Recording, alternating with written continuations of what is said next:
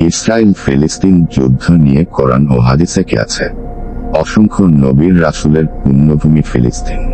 কোরআনের ভাষায় এ অঞ্চলের নাম বিলাদ আশ-শাম।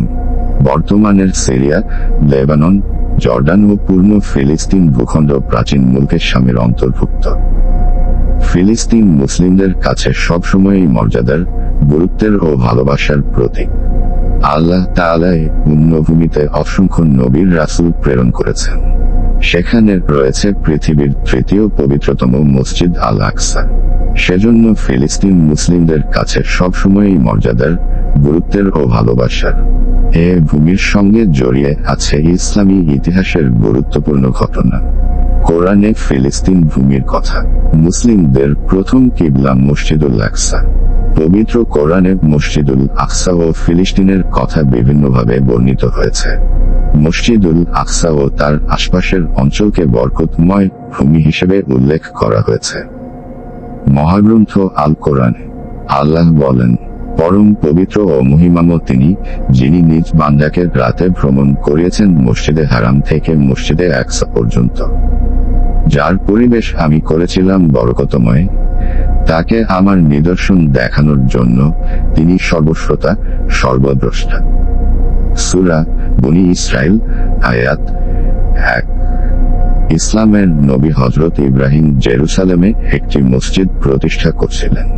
কাবা নির্মাণের 40 বছর পর, খ্রিস্টপূর্ব 2170, তিনি এটিকে আরও সম্প্রসারণ করেন, যা পরবর্তীকালে বাইতুল মুকাদ্দাস নামে পরিচিত হয়। এরপর খ্রিস্টপূর্ব 1004, আল্লাহর নবী হযরত সুলাইমান জিন্দের মাধ্যমে এটিকে আরও সম্প্রসারণ করেন। ঐতিহাসিকদের মতে ফিলিস্তিন এলাকার শাসক ছিলেন তিনি। মহান আল্লাহ পবিত্র কোরআনে বলেন, আর আমি সুলাইমানের অধীন করেছিলাম বায়ুকে, যা সকালে 1 মাসের পথ এবং বিকালে 1 মাসের পথ অতিক্রম করত। আমি তার জন্য গলিত তামার এক ঝর্ণা প্রবাহিত করেছিলাম। কতক জিন তার সামনে কাজ করত তার পালনকর্তাদের আদেশে। তাদের যে কেউ আমার আদেশ অমান্য করবে, আমি জ্বলন্ত অগ্নির শাস্তি আস্বাদন করাবো। আল্লাহর নবী হযরত সুলাইমানকে আল্লাহ পৃথিবীতে বিশেষ রাজত্ব দান করেছিলেন। তার হাতে প্রতিষ্ঠা হয়েছিল ফিলিস্তিন নামক কল্যাণ রাষ্ট্রের। আল্লাহ অন্য আয়াতে বলেন, সুলাইমানের বশীভূত করে দিয়েছিলাম উদ্দাম বায়ুকে, তা তার আদেশক্রমে প্রবাহিত হতো সে দেশের দিকে যেখানে আমি কল্যাণ রেখেছি। আর প্রত্যেক বিষয়ের সম্পর্কে আমি সম্যক অবগত। সূরা আম্বিয়া, আয়াত 81। অন্য আয়াতে আল্লাহ রাব্বুল আলামিন বলেন, হে আমার সম্প্রদায়, আল্লাহ তোমাদের জন্য যে পবিত্র ভূমি নির্দিষ্ট করেছেন তাতে তোমরা প্রবেশ করো এবং পিছপা হও না, হলে তোমরা ক্ষতিগ্রস্ত হবে। সূরা মাইদা, আয়াত 21। আল্লাহ ফিলিস্তিন ও তার কাছাকাছি অঞ্চলে অসংখ্য নবী ও রাসূল পাঠিয়েছেন। একাধিক নবী এই পবিত্র ভূমিতে আশ্রয় লাভ করেছিলেন। পবিত্র কোরআনে আল্লাহ বলেন, আমি তাকে ও লূতকে উদ্ধার করে নিয়ে গেলাম সে দেশে যেখানে আমি কল্যাণ রেখেছি বিশ্ববাসীর জন্য। সূরা আম্বিয়া, আয়াত 71। বেশিরভাগ মুফাসসিরের মতে আয়াতে ফিলিস্তিন ভূমির কথা বলা হয়েছে। অন্যদের মতে শাম বা সিরিয়ার কথা বলা হয়েছে। যুগ যুগ ধরে ফিলিস্তিন অসহায় ও নিরাশ মানুষের আশ্রয় ভূমি হিসেবে ব্যবহৃত হয়ে আসছে। বর্তমানে ইউরোপ, আমেরিকা থেকে বিতাড়িত অনেক মানুষের আশ্রয়স্থল ফিলিস্তিন। ইসরায়েলের যেসব অধিবাসী আদি ফিলিস্তিনিদের অবৈধভাবে উচ্ছেদ করছে, তারাও বিভিন্ন দেশ থেকে এসে আশ্রয় নিয়েছিল ফিলিস্তিনের পুণ্যভূমিতে। পবিত্র কোরআনে আল্লাহ বলেন, যে সম্প্রদায়কে দুর্বল গণ্য করা হতো, তাদের আমি আমার কল্যাণপ্রাপ্ত রাজ্যের পূর্ব ও পশ্চিমের উত্তরাধিকারী করি। সূরা আরাফ, আয়াত 137। মুফাসসিররা বলেন, হে আয়াতে ফিলিস্তিন ও প্রাচীন শামের কথা বলা হয়েছে। ফিলিস্তিনের মসজিদুল আকসা হল মুসলিমদের প্রথম কিবলা, যার দিকে মুখ করে রাসূলুল্লাহ সাল্লাল্লাহু আলাইহি ওয়াসাল্লাম ও সাহাবীরা 10 বছর নামাজ আদায় করেছেন। মহান আল্লাহ বলেন, তুমি যেখান থেকে বাহির হও না কেন, মসজিদুল হারামের দিকে মুখ ফিরাও, এবং তোমরা যেখানেই থাকো না কেন ওর দিকে মুখ ফিরাবে। সূরা বাকারা আয়াত 150। হাদিসে ফিলিস্তিন ভূমির কথা। ইতিহাসে প্রথম নির্মিত মসজিদ মসজিদুল হারাম, তারপরে মসজিদে নববী, এরপরের স্থানে আছে সুশোভিত প্রাচীনতম জেরুজালেম শহরে অবস্থিত মুসলিমদের তৃতীয় পবিত্রতম মসজিদ মসজিদুল আকসা। হযরত আবু যর গিফারী রাদিয়াল্লাহু তাআলা আনহু থেকে বর্ণিত, তিনি বলেন, আমি বললাম, হে আল্লাহর রাসূল, দুনিয়াতে প্রথম কোন মসজিদটি নির্মিত হয়েছে? তিনি বলেন, মসজিদুল হারাম। আমি পুনরায় জিজ্ঞেস করলাম, তারপর কোনটি? প্রত্যুত্তরে তিনি বললেন, তারপর হলো মসজিদুল আকসা। এরপর আমি জানতে চাইলাম যে উভয়ের মধ্যে ব্যবধান কত বছরের। তিনি বললেন 40 বছরের ব্যবধান। সহিহ বুখারী 3115। বিশুদ্ধ হাদিসের গ্রন্থ বুখারী ও মুসলিমে হযরত আবু সাঈদ খুদরী থেকে বর্ণিত, রাসূলুল্লাহ বলেন, ইবাদতের উদ্দেশ্যে 3টি মসজিদ ছাড়া অন্য কোথাও ভ্রমণ করা যাবে না। মসজিদুল হারাম, আমার এই মসজিদ, মসজিদে নববী ও মসজিদুল আকসা। মুসলিম হাদিস 827।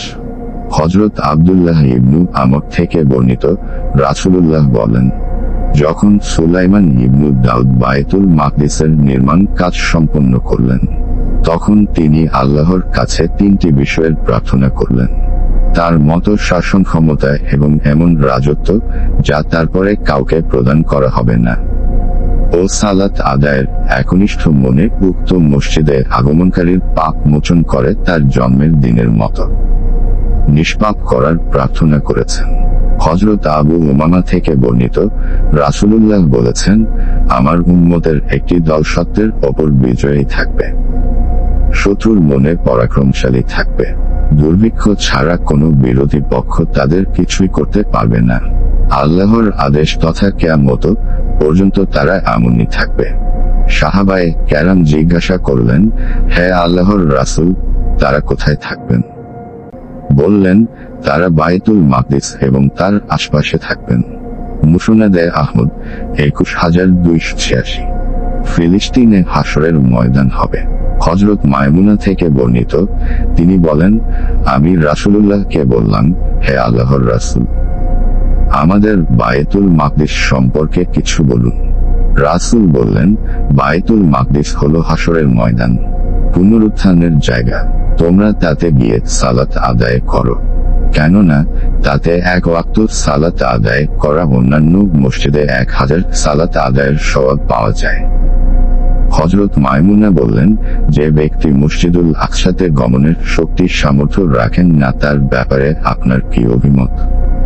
তিনি বললেন, সে যেন তার জন্য জ্বালানি তেল হাদিয়া হিসেবে প্রেরণ করে, কেননা যে বায়তুল মাকদিসের জন্য হাদিয়া প্রেরণ করে সে তাতে নামাজ আদায়কারী ব্যক্তির মতো সওয়াব লাভ করবে। মুসনাদে আহমদ হাদিস 26343। হাদিসে ইসরায়েলের সঙ্গে যুদ্ধের কথা।